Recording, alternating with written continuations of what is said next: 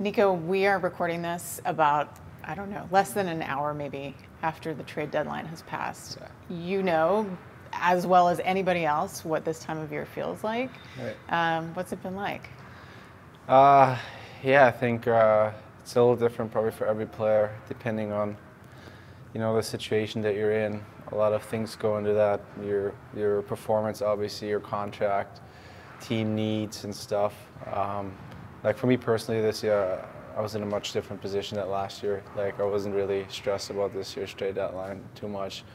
I mean, there's always business to be done, and if the right deal comes still to improve the organization, GMs are going to do it. But for me, this year was fairly calm. I think I've established myself. I got a certain reputation what I bring to this organization, and I expressed my willingness to be part of the turnaround here. So I'm happy that I'm going to get the chance to do just that.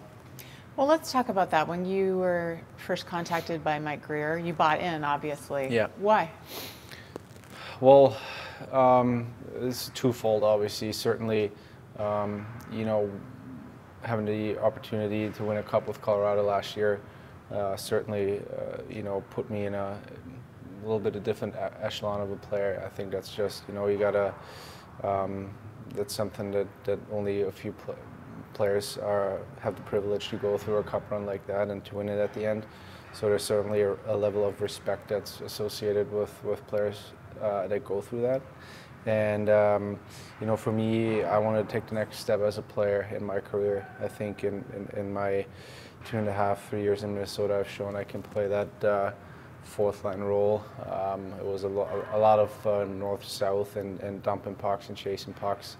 And for me, it was about gaining confidence as a player and showing that, especially offensively, I got a lot more to give and getting some more leash by the coaching staff to try something. Even, sometimes you fail, you make a mistake, to not be afraid that, your ice time's going to get cut short or stuff like that. So I felt like I was going to get the chance to do that here. And, I think trying to bring certain values off the ice that are going to help this organization be successful again. Trying to, be a pro. What does that mean every day when you show up to the rink, when you show up to practices? How do you conduct yourself with the staff? And there's going to be a lot of turnaround here. Probably not just this year. Realistically, a lot of young players coming in, and I kind of want to be a bit of a beacon for those guys to look to, and especially off the ice, to show them that it's a lot of hard work that goes into playing an 82-game season and being a full-time NHL player. That's I think the only way we're going to turn this around. Well, I want to talk more about that because you've already gained a reputation for being one of the hardest workers. First on the ice, first off, you participate in all the workouts. I know you're really intent on your recovery, on your training. What's your philosophy? I think for me, at the end of the day, it's about preparation, feeling prepared for a game.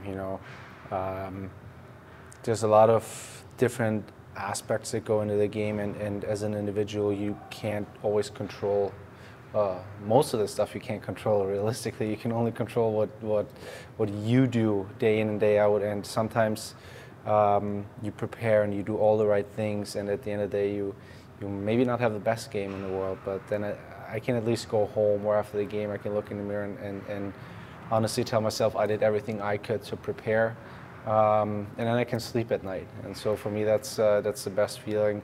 And I think the other part too is about the longevity of your career. It's I think especially the type of game that I play it's intense. There's blocking shots, a lot of skating, getting to the gritty areas where it hurts.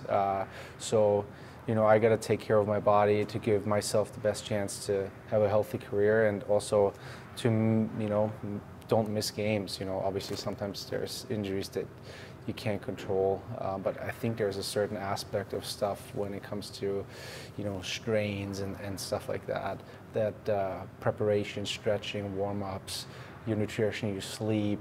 I think there is a certain factor, and it might only be a couple of %, but it adds up, over the course of an 82-game season. So, I think it's twofold for me. It's giving the team obviously the best chance to win by being healthy and being the best version of myself, and also for me personally, having a long and healthy career, hopefully. So you're leading by example in that way. What about using your voice? Because it's clear, we know that you don't like to lose. Yeah. That's very clear. Do you feel confident in the locker room with your peers using your voice? Yeah, I don't think I'm the most vocal guy. Like, I don't feel the need to speak out after every game. I think there's, guys that have letters that, I feel like maybe that's more part of their job, and I'm never gonna force a speech or try to be somebody that I'm not. I'd much rather, after a bad game, get back in the weight room and get a workout in and kind of lead by example rather than trying to swing a big speech. I think that's not really who I am. So I'm not gonna change my ways. Really, I think being authentic is also part of a good leader. I think people see through if you're trying to fake it. So I want to talk about your journey to here and go way, way back to the very beginning in Germany. Yeah. How did you fall in love with hockey? I don't really remember, to be honest.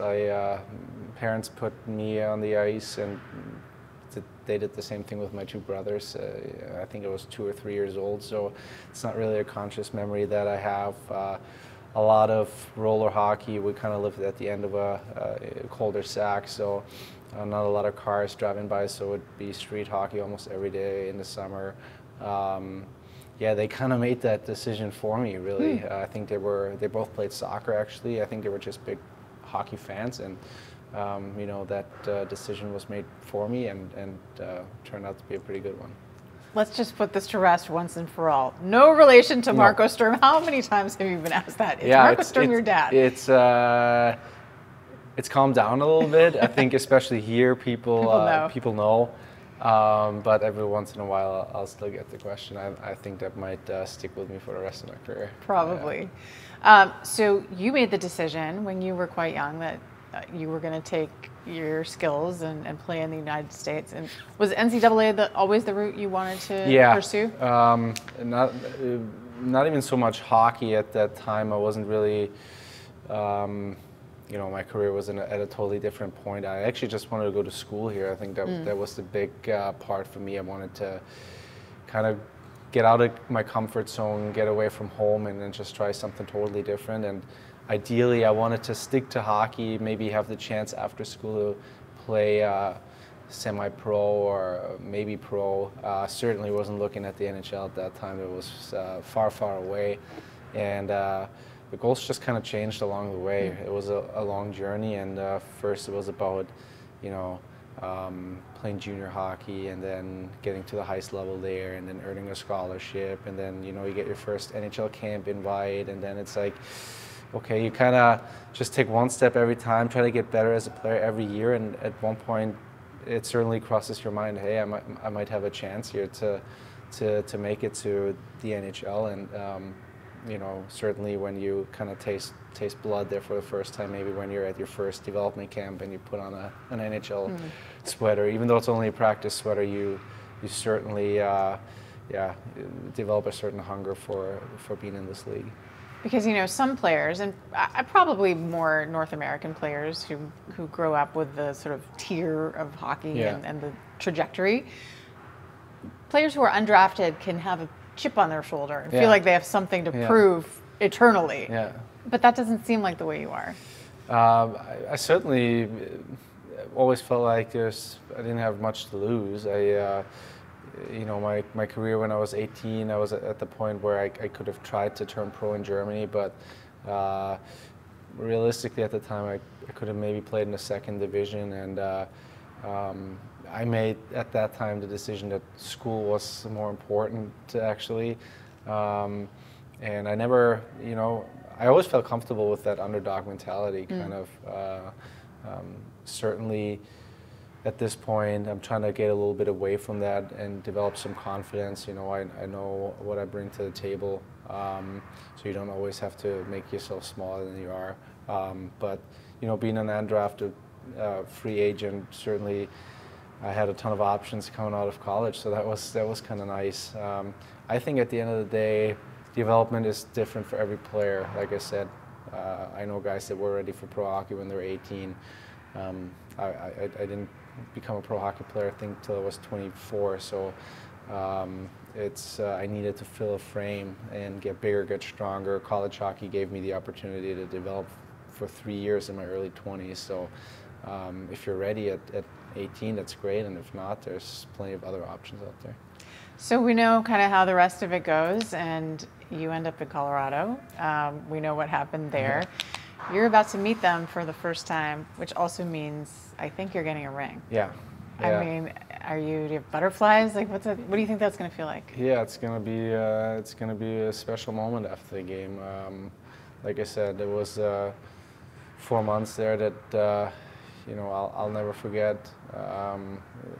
The intensity and the stress on the body and the mind was absolutely incredible. Sometimes when I look back at the pictures or some video clips, it's pretty amazing the amount of work that goes into that, and how many highs and lows you go through, and then you're so close, and then you lose another game in the finals, and you feel like it's about to slip away when you're so close. And I always felt like those 48 hours between games feels like an eternity. It felt like an eternity. It's like, we lost at Game 5 at home in Colorado when we could have sealed the deal, and till the start of the game, you kind of want to just jump right back in and make it right. And those 48 hours, you barely get any sleep. It's so stressful, and then the moment when it finally happened is so much weight falling off your shoulders, and it's a very, very unique feeling. It's hard to describe. So you've had a little bit of distance from it now. What do you think you learned from that experience? It's very, very hard, and a lot of pieces in an organization have to fall into the right place for that to happen. Certainly there's a little bit of luck that's associated with it, but I felt like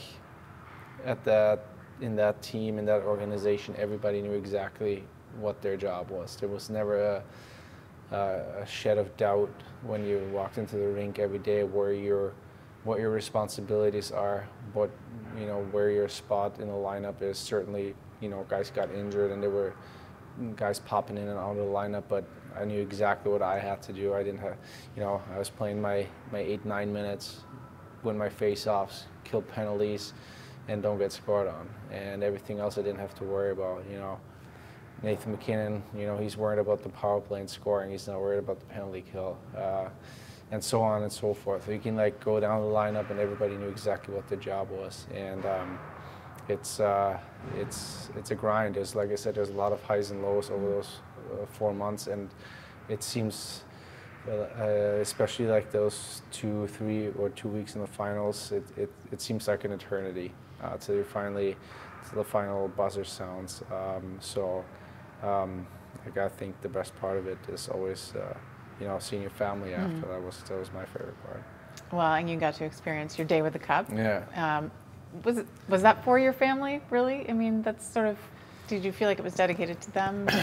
Yeah, I mean, there's a little bit of, I felt like an obligation to bring it home and have my hometown team. There's a lot of fans there that don't ever get to see the cup because it doesn't make the way over there that much. So there was a lot of fans. I took my time, took pictures with them, have the kids from the youth teams come see it and explain a couple of things. And you got a little bit of politics in there. The city of Augsburg, they want to take some pictures and stuff. And then I thought my favorite part is just the private part, when it all calmed down in the afternoon, and at the night we had a little barbecue going, and we had 40, 50 people, neighbors, friends, kind of people that were on this journey long before, a lot of them long before you ever made it to the big leagues. And they have a massive part in that, and that can't be understated. It's I feel like I have a very small circle of people at home, and I was happy to see the joy on their faces is incredible. Somebody who's offered you a lot of moral support, I'm imagining along the way, is Taylor, your girlfriend, who's also an extraordinary hockey player, two-time champion of the NCAA. Tell me a little bit about her and how you kind of both, I know she's recently retired, but how you both kind of navigate your careers and the support you offer each other. Yeah, it's a good match. We met pretty much first week of college at Clarkson University. She was, obviously with her playing hockey, there's a lot of, I come home after a game, she kind of knows, do I want to talk about the game, do I not want to talk about the game? At this point, I think we've been dating for 6-7 years, so you got a pretty good feel for each other. And I'm proud of her. She's doing her own thing. She doesn't want to kind of, just be a hockey wife or anything like that. She, like I said, she plays hockey up to this year and goes to school. She's going to go back to school here soon, finish her master's. So very involved with special education. That's kind of her thing, and I'm proud of her. And obviously, especially during a cup run like that, you realize how much of a support system you need. You come home defeated, or you come home, high from a big game. It's good to have people there that level you out either way. And like I said before, my favorite part of the whole thing was right after the game when family got to go on the ice, and I had her there and my younger brother, and giving them a big hug. That was my favorite part by far. What can you say about the level of women's hockey out there? Because I think a lot of people maybe don't quite understand. They maybe see it every 4 years during the Olympics, but they may not understand what a Division I level player looks like, or the PHF or the PWHPA. I think it's come a long way. I think, especially at I can attest to Clarkson University, their women's program. I think they won 2 national championships when I was there, my freshman and sophomore year. They were dominating college hockey, and you look at they pretty much did everything we did as a men's team.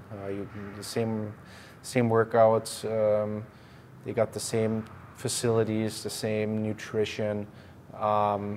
So a lot of got access to the same resources we had as men's hockey players. I think that's crucial. Maybe a lot of them don't maybe play hockey anymore. There's not obviously quite as many pro leagues yet where a lot of them can sustain a life of just playing hockey, unfortunately. But nonetheless, I think you get a phenomenal education. College hockey I think is great in that you form bonds with many people, make a lot of connections, and a lot of them still play. A lot of them, I think you see now with the salary cap increase in the Women's Hockey League, it takes a while. It doesn't take, it doesn't, I think 5 years from today we'll be in a much different spot again, and it's definitely good to see that a lot of them are starting to be able to make a good living off of hockey. It's they've put just as much work in as we have all their lives. Their parents drove to the rinks in the morning. They put in the hours. So still got a long ways to go, obviously, but I think we're on the right track. That's for sure. So Nico, you've made a life for yourself here with Taylor. What are your goals here? Well, I think as an organization, it's like I said before, I want to be part of the turnaround here. I'm obviously aware that it's going to take some time. Certainly, winning a Stanley Cup gives me some peace during stretches where we struggle as a team and don't have team success. I'm not going to lie, it's nice to be able to look back on that and have that in your back pocket, and kind of fuels you, gives you a little bit of fire. And also knowing that Colorado as an organization, for example, they were there at one point. I think you look at where they were in, I think 2016 when they had, I think they were the worst team in the league, if I'm not mistaken.